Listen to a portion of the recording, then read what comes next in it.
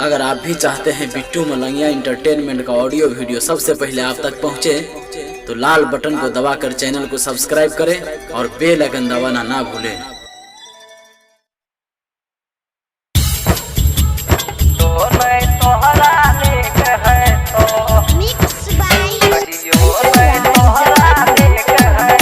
अपने सब सुन रहा छी बिट्टू मलंगिया इंटरटेनमेंट के।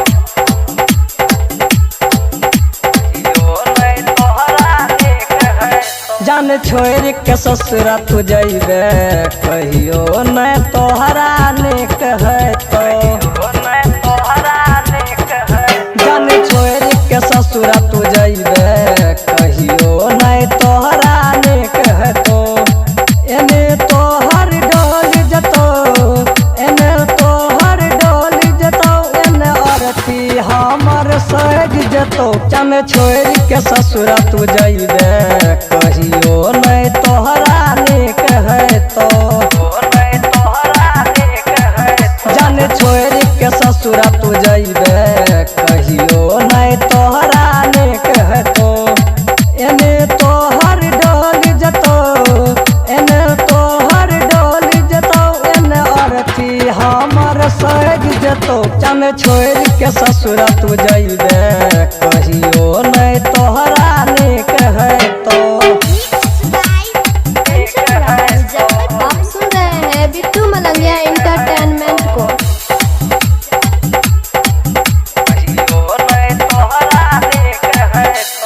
कैले तू हमरा से प्यार गे, जिंदगी कैले बेकार गे। गौवा के लोग सब जाने छो छोरी क देला हमरा बदनाम गे। कैले तू हमरा से प्यार गे, जिंदगी कैले बेकार गे। गौवा के लोग सब जाने छो छोरी क देला हमरा बदनाम गे।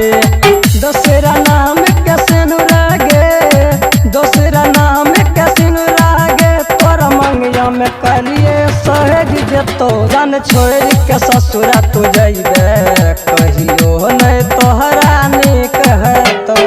presented by Bittu Malangiya Entertainment. Mixed by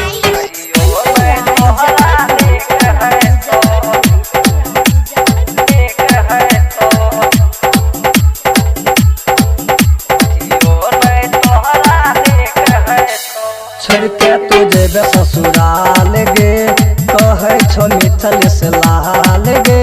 writer Chandeshwar चंदन चमकीरा तोरे लछो बेहाल गे। छोड़ के जेबे ससुराल गे, कहे छो मिथल से लाल गे। आ राइटर चंदेश्वर चंदन चमकीला तोरे लछलो बेहाल गे।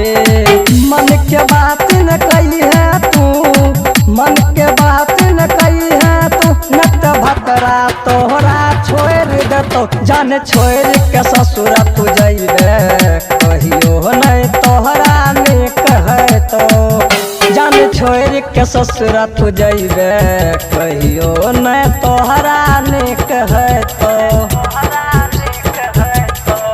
जान छोड़ के ससुरा तू जइबे कहियो नहीं तोहरा निक है तो।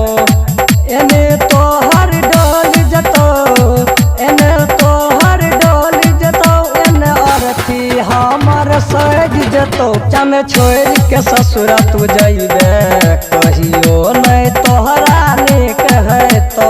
Presented by Bittu Malangiya Entertainment.